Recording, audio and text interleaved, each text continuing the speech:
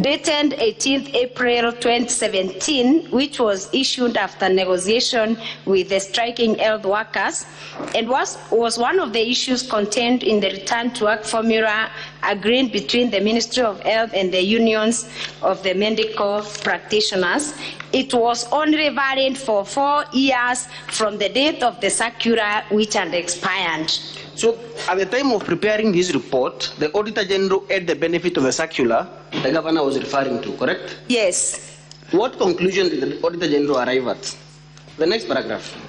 And the correct rates being applied, doctors and medical officers were entitled to 51,780,000 instead of the 126,120,000 paid, resulting to an irregular payment of 74,340,000. So the Auditor General confirms that there was an irregular payment of 74 million Kenya shillings, correct? Yes. What conclusion does the Auditor General make?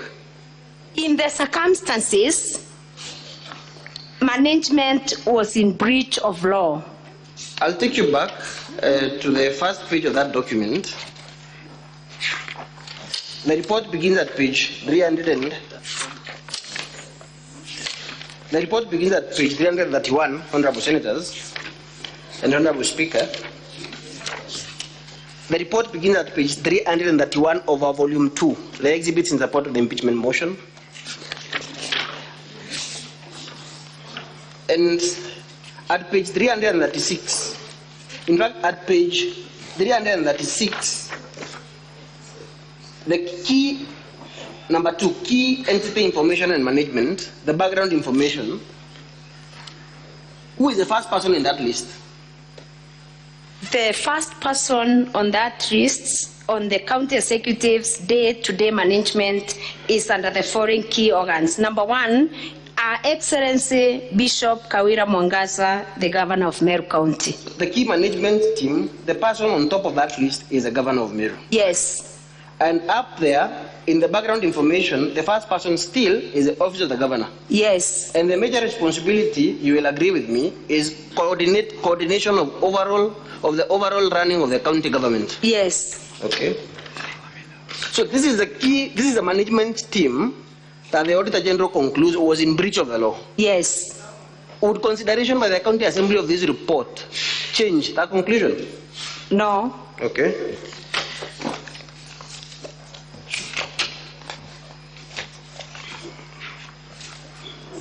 Again, on that Auditor General report, that is our ground number, your ground number 9 in the motion, use of manual payroll. At page, still in the same report,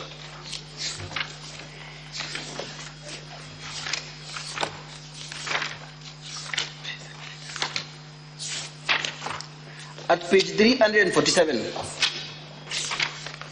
347. Yes. Are you there? Yes. That is 347. I'm sorry, Madam Speaker. 347, still of our volume 2. 347. Yes. Use of manual payroll. What is the conclusion that the Auditor General makes? I only want you to read the conclusion in the interest of time. Yes. In the circumstances, the management was in breach of regulations. And this is the management that is headed by the Governor. Yes. So can the Governor say it wasn't me? No. Can the Governor say it is a CEC Finance? No. She is the head of the management team. Yes. The buck must stop at her door. Yes. Article 229(6) of the Constitution, I just want you to read what that provision says. Article 229(6) of the Constitution.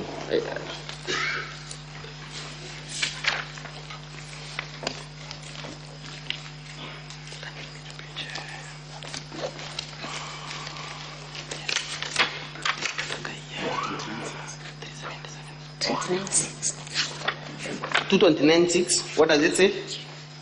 229(6) says, an audit report shall confirm whether or not public money has been applied lawfully or in an effective way.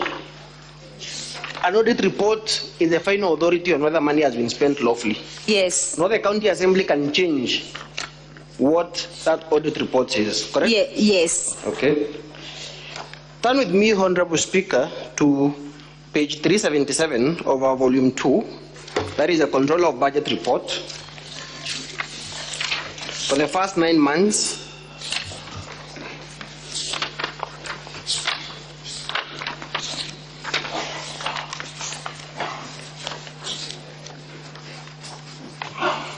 And specifically page 382 of that report, page 382.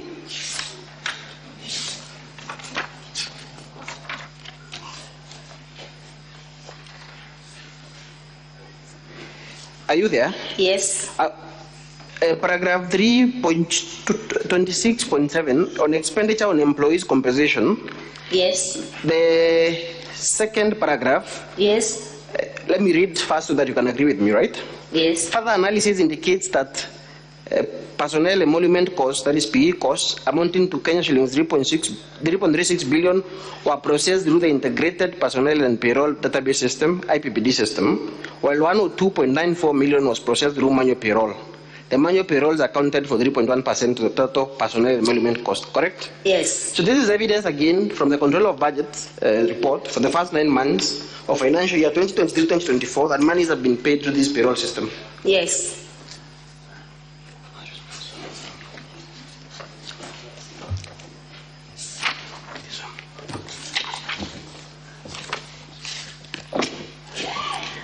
The governor in a response says that the first question for me, Madam Witness, is the county assembly on trial in these proceedings? No.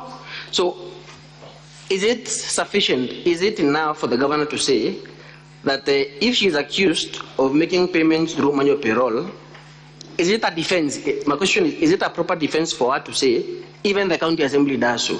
No. Why do you say so? I would say so because I'm not very sure whether the county assembly does that.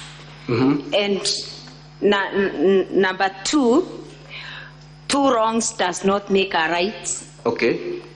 Yes. So the question is that defense available to her? Sorry? Is the defense of even the county assembly or even someone else has done it, so I'm allowed to do it, is that defense available to her? Is it available? I'm not getting it. Okay. My question is this. Yes. Is the county assembly on trial in these proceedings? No. So does bringing evidence, and we submit there is no such evidence, but does bringing evidence, assuming there is such evidence, yes, of wrongdoing by the county assembly, would it excuse the governor of our own wrongdoing? No. Turn with me to page KM34. That is volume 1B of the governor's response. Page 229 of volume 1B. That is the index of documents by the governor. It's a blue copy, Madam Speaker. And this is the evidence that the governor has filed. This is the evidence that the governor has filed to show that the county assembly also maintains a manual payroll. And my question to you is simple. Yes. On that document, on the face of it, yes, when was that report prepared? For which financial year? 2020-2021. Were you a member of the county assembly then? No. Was the current government in place then? No. Was the governor in office as governor of Meru then? No. To the best of your knowledge, in which office was the governor serving in 2020-2021? Yes. In which office or capacity was the governor serving in the year 2020-2021? She was serving as the women rep. So she was not governor? She wasn't the governor. And this report was not with respect to the assembly in which you serve, correct? Yes. You are a first-time member of county assembly, correct? Yes. On ground number 10, on employment of a bloated for workforce, Yes. which you say is for it has contributed to an excessive wage bill. That is the Yes. allegation? Yes. Honorable Madam Speaker and Honorable Senator, stand with me to page 11 of our motion still on ground number 10.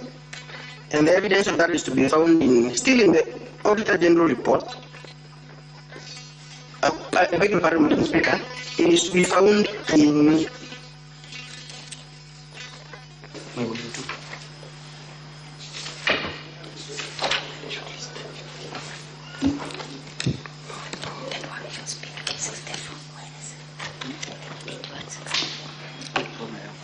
How many staff do you say are employed in the office of the county governor? 111. That is 111 staff. Yes. Okay. Yes. So that this is bloated workforce, indeed. Yes. Okay. Why is that evidence? On page 164 Yes. of volume 2. Yes. Yes. 164 Of volume 2. Yes. What is that document at page 164 of our volume 2? Of the County Assembly's volume 2? What is that evidence? It's a list of appointed persons in the office of the governor, and the appointment dates from August 2022 to date. So the document from page 164 all the way to page 175, those are the staff in the office of the governor. Yes. For in the interest of time, you will agree with me that there are 8 cleaners in the office of the governor. Yes. There are 17 information officers in the office of the governor. Yes. Clearly, this Yes. is that a bloated workforce that you're talking about? Yes. How many staff in the document at page 172? How many staff were employed by the former governor in his office? The former governor employed 45. Okay, that is 45 staff. That is which page of your exhibits in volume 2? 172 Page 172. to 175. 175. Okay. Yes. And have advisories been given by the Transition Authority and by the Intergovernmental Relations Technical Committee and by the SRC on the limitation as to the number of staff in the office of the governor? Yes. Why is that evidence found in your Page your exhibits? 176 Yes. of volume 2. That is advisory by the Intergovernmental Relations Technical Committee. Yes. At page 178, that is the advisory by the Transition Authority. Correct? Yes. And at page 179, you will agree with me that some of the staff that are listed there, the political advisor, chief of staff, there is the page, correct? Yes. And a few and personal staff at page 180. Yes. Personal assistant, correct? Yes. Okay. How was this, as you say in ground number 10,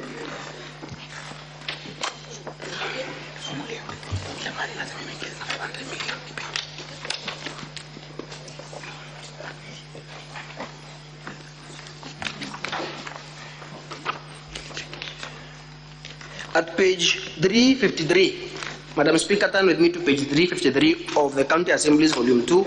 I believe it's a pink copy. Volume 2, page 353. You say that as a result of this bloated workforce, Madam Witness, Yes. you've spoken about illegal appointments Yes. in the office of the governor, correct? Yes. You've spoken about how these illegal appointments, people serving in other job groups through the impunity of these 2 officers serving under the mercy of the governor, has hampered service delivery in the county government of Meru, correct? Yes. Yes. Now, with respect to this bloated workforce, Yes. at page 353, Yes. you say that the wage bill for the Meru County government from the financial year 2022-2023 to 2024 has increased by 500 million. Correct? I can make a correction. It is 2020-2021. Thank you for that. On the extreme right. On the extreme right? Yes, the outer year, the previous year.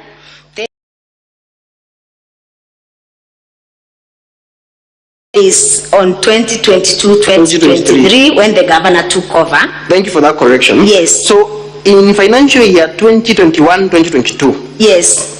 And the governor took in the first quarter.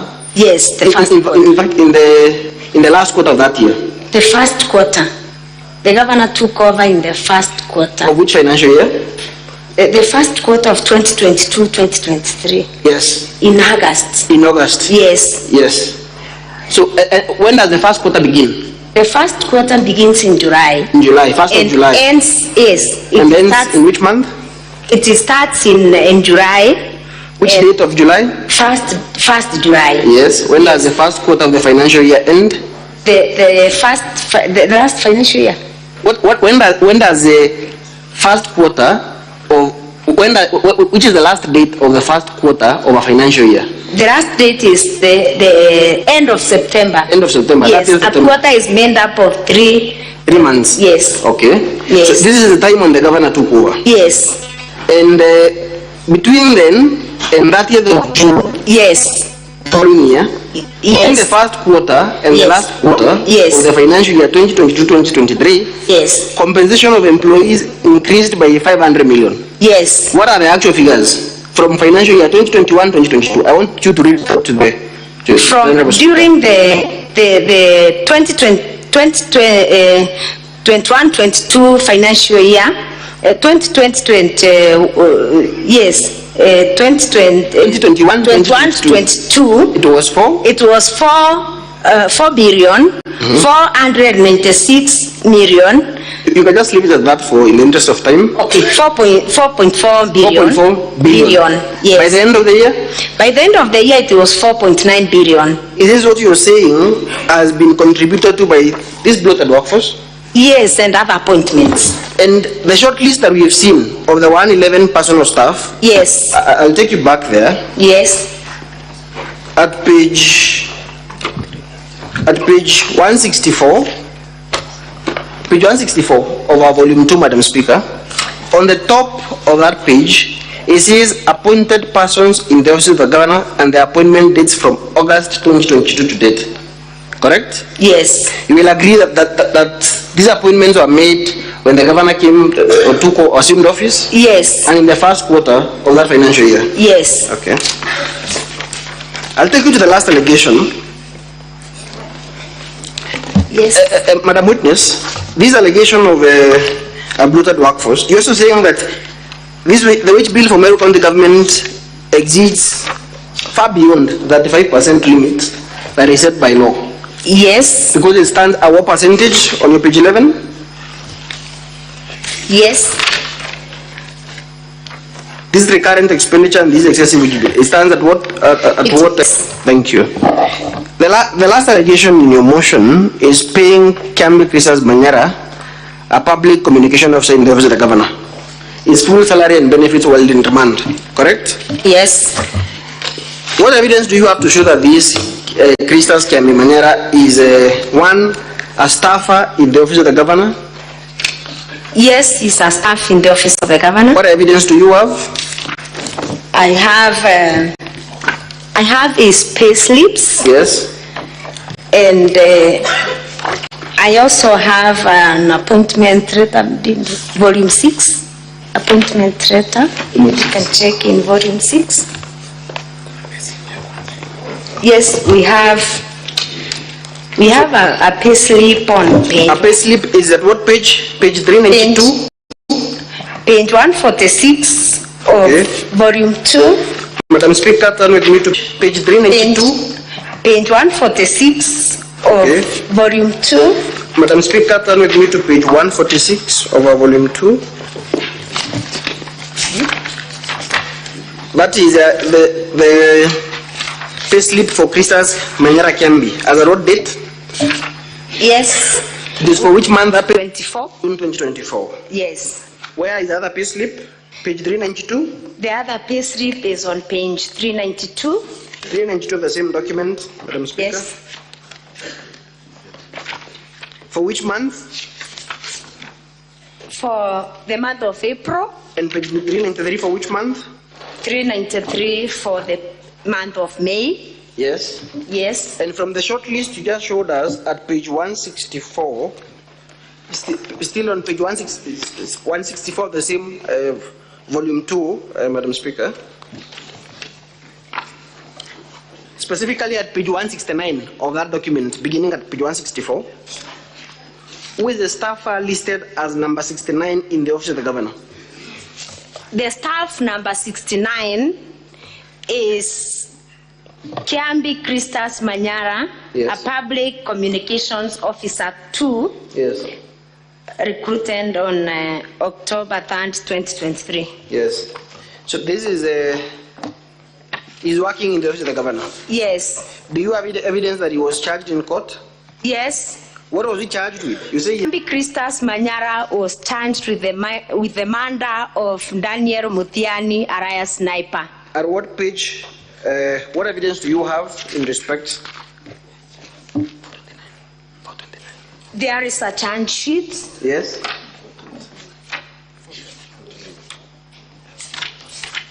Page 429 of our volume 2, that is a pink document, Madam Speaker. Thank you, Honorable Speaker and Honorable Members. Who is the fourth accused person in that information or charge sheet? The fourth accused in the charge sheet is Christas Manyara. Charged with murder. Charged with murder of Daniel Sniper. And you say he was paid. We've seen the pay slips. Yes. And from the charge to when was he charged? He was charged on the 29th day of February 2024. You have information that he has been in remand? He has been in remand. Until what time? Up to until around May 2024. Okay. And you have his pay slips for the month of March. Immediately after 29th of February, he was paid in March. Yes, he was paid in March. Yes. May and June. May and June. Okay. Yes. And you say that he should not have been paid? He should not have been paid. Okay. Yes. And you quote section 4.2 of the Public Service Manual? Yes. Why is that document in your exhibits? In the interest of time, page 394, Madam Speaker, still over volume 2, the pink copy.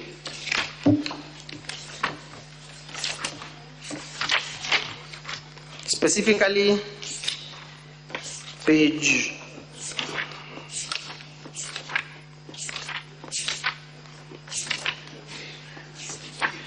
419 of that document of our volume 2.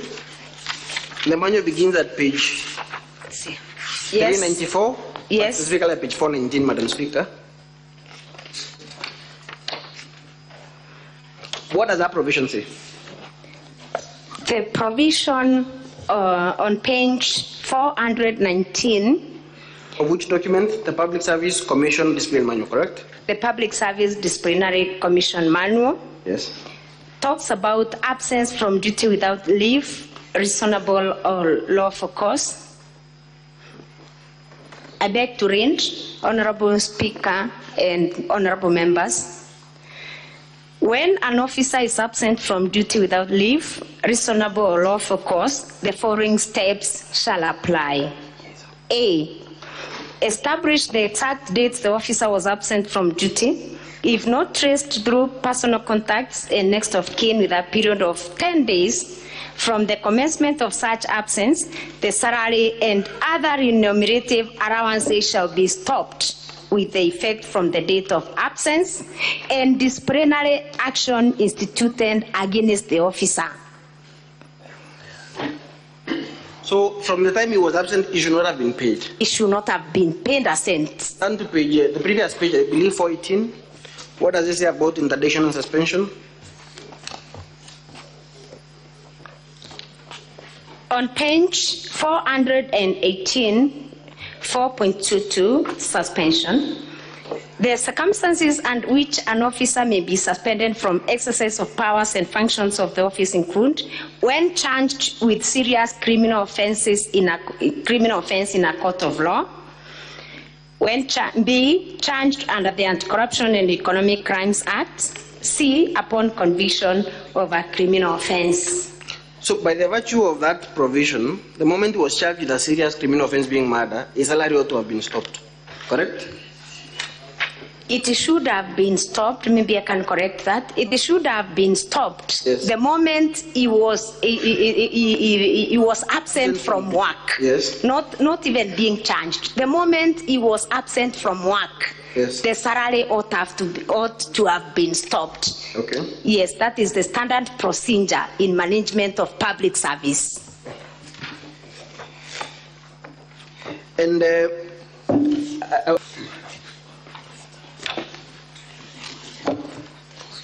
our volume 6, the first two documents there,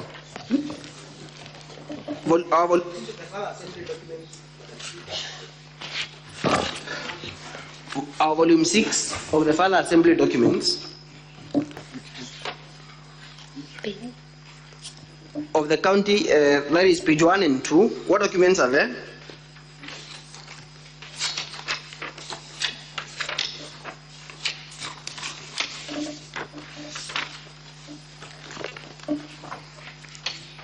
What are those two documents? Page 1 and 2? Page 1 and 2. Page 1, on page 1, Honorable Speaker and Honorable Members, we have an appointment letter for Sabina Gatumi. Yes? Yes. What is your contention? Because in your motion you filed, in your volume 2, you provided documents that evidence illegal appointment. That is volume 2 of the exhibits in support of the impeachment motion. Yes. What is your contention with respect to those two officers? My Page 187 of your volume 2.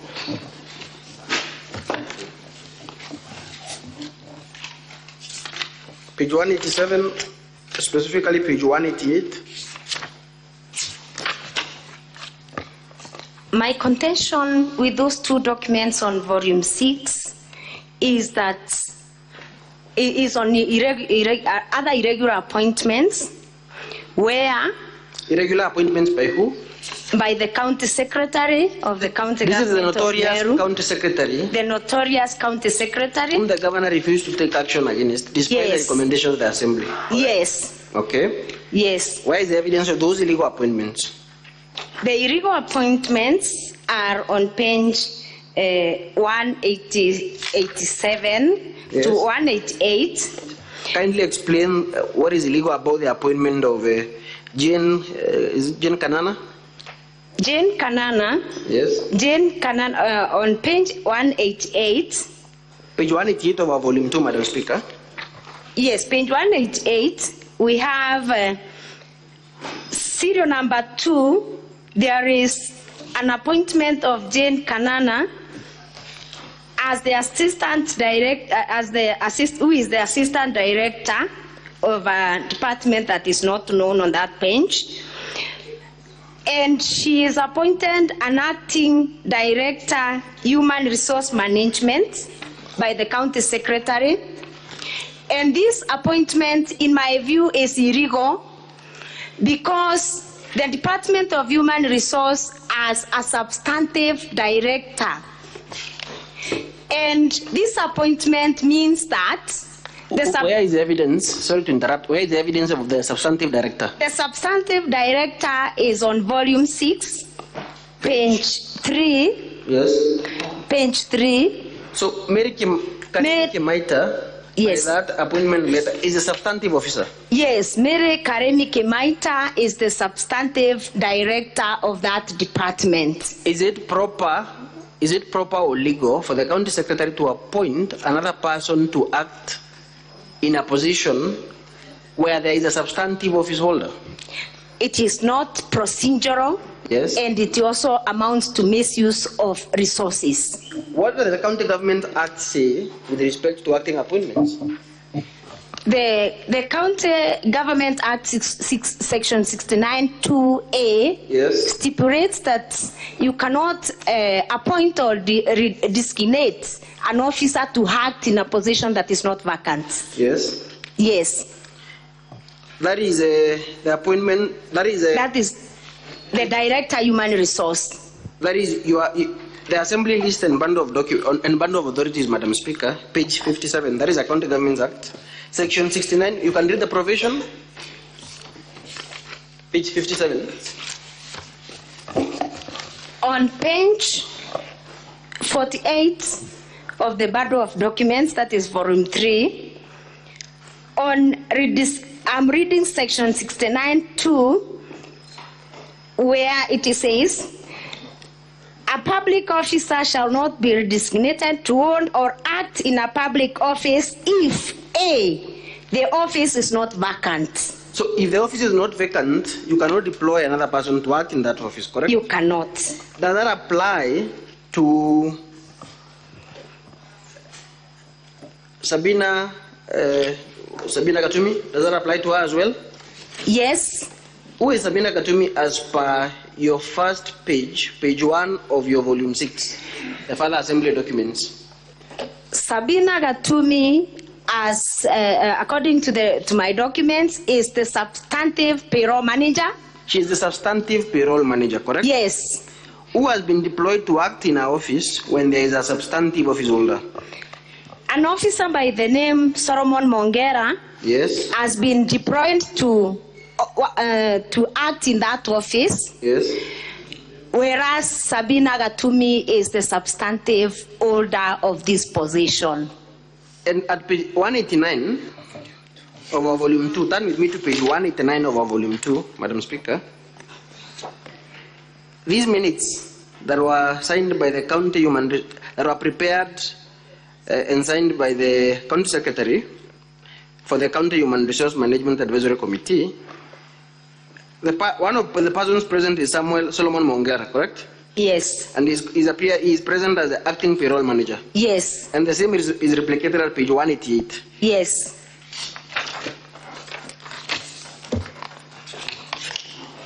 And these are the appointments that are done by this notorious county secretary. Yes. You say a vampire service delivery, as you've even seen in the videos. Yes. From the hospital and the other and elsewhere. Yes.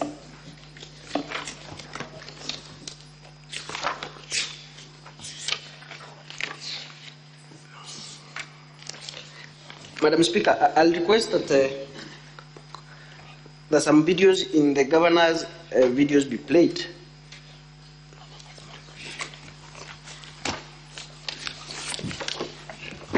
I think you may proceed. Yeah, that is video number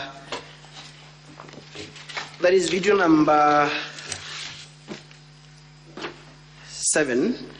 Foremost, Madam Witness, you told us that this person who was speaking, purporting to be the Secretary General of the Bas Party, do you know him? Yes. Is he a member of the County Assembly? No.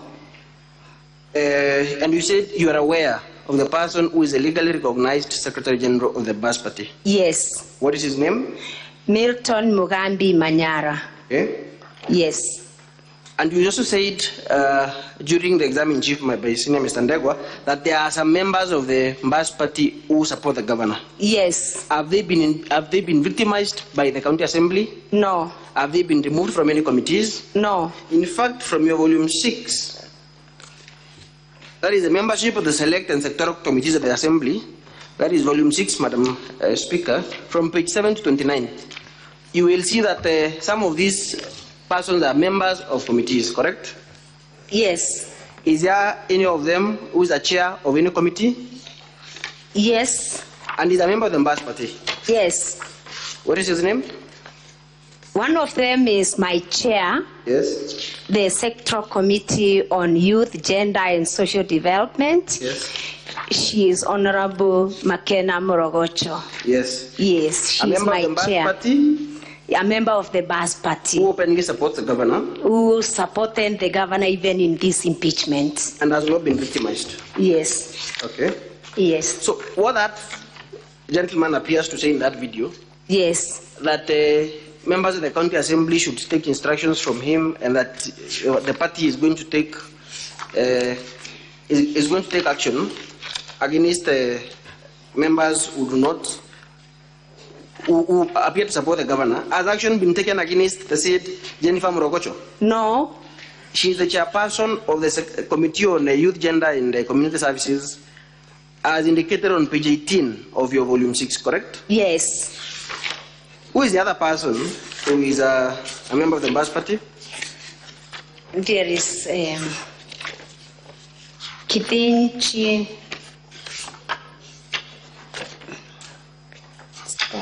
Felix Kithinchi Muirigi. Yes. On page 23. Yes. Is the chairperson, Sectoral Committee on Transport, Energy and Public Works. He has equally not been victimized, despite being a member of the Bas Party. Yes, yes. So when you also said, I did not. as a county assembly succumbed to intimidation by that gentleman who was speaking in that video, No. is that an attempt by the governor to shift attention from the real issues? Yes, that is a. how is that video a response to, or rather, I would request that video number 7 be played, Madam Speaker. Video number 7 of the governor's videos, VKM 7. I had already granted that permission. Can the video be played, please?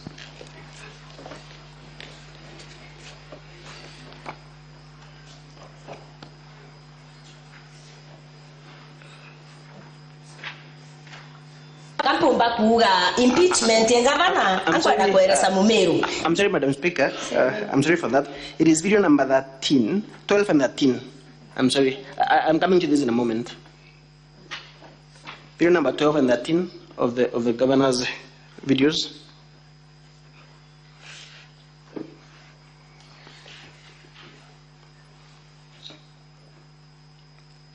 Yes, that is the correct one. Finally, as I said, I want to tell the translator here. Is it interpreted? I think the useful part that I want to rely on was played, Madam Speaker. The English part. It was in English. The part that I want to cross-examine now on. Very well. Yes. So only the part in English? Yes. That's okay. Then video number, still in the governor's videos.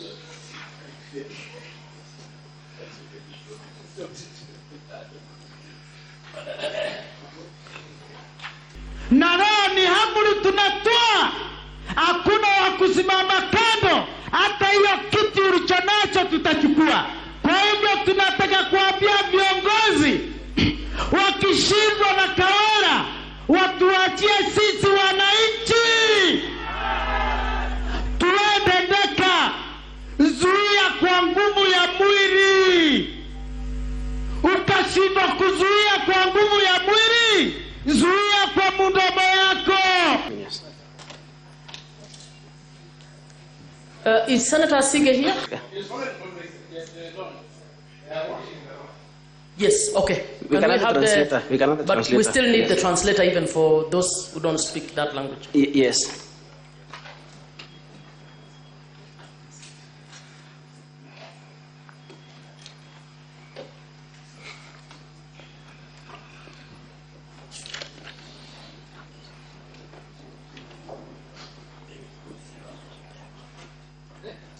Translator, are you ready? Can they replay that?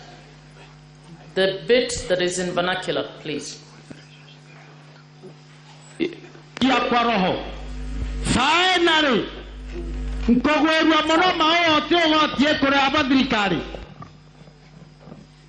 Mheshimiwa Spika, Mheshimiwa katika bunge la Seneti, kwa jina ni Kitonga Kabori na kupia tafsiri iliyo kwenye kanda inayoendelea sasa. Anasema kwamba amefurahi kwa sababu hakuna mtu yoyote analipa kondi katika kaunti ya Meru ya Mau, na hakuna siku watarundi tena kulipa hata ito masuma zikiuzwa scrap. Chuma zenye zimewekwa kule ziuzwe zikiwa nini? Ile scrap.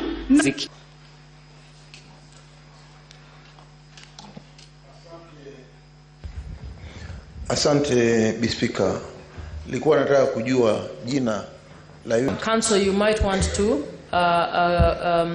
also indicate the name of the gentleman in that video. Yes, from the video, Madam Speaker, I can see his name is indicated as somebody Alhaji Mwendia. That is the name that is indicated in the video.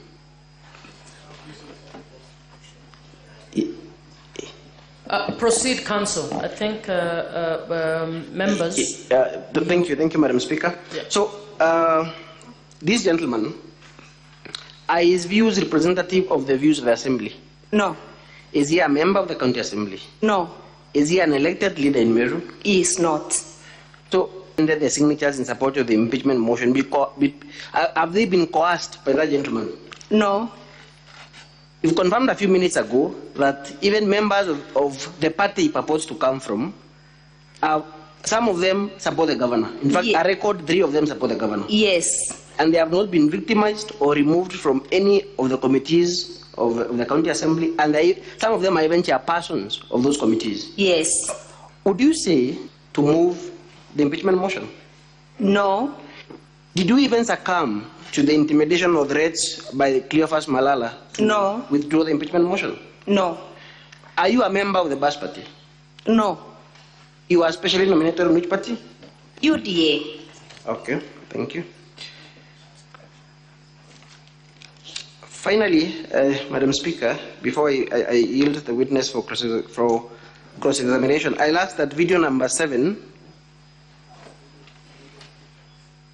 and video number 7 of the governor's videos be played. Video number 7. Play video number 7. I think for that you might need the translator. I can see it here. Council, you've now done 3 hours. Very well. Kapumba kuga impeachment ya governor ankwenda kueleza Mumeru. Impeachment ya governor ni part of business yetu ya assembly. Part of business yetu ya assembly. Yeah, go impeach. Now the translator. My names are Gitonga Kabori. Mheshimiwa Speaker, naomba irudiwe kiposi kutoka mwanzo. Please repeat. Kapumba kuga impeachment ya Elezea wa Meru. Impeachment ya governor. Hiyo impeachment ya governor ni part of business yetu ya assembly. Yaani ni kama shughuli yao kwenye bunge la kaunti ya Meru. Part of business yetu ya assembly. Kama hiyo ni kama biashara tu. Yeah, go impeach. Now we can not to impeach them many times we together. Na wanaweza kuimpeach mara mingi yenye inabaki.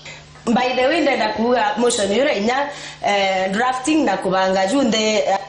Sasa anaweza sema mambo hiyo ya drafting na kupanga wabunge. I was very key there. Alikuwa mmoja wao pale.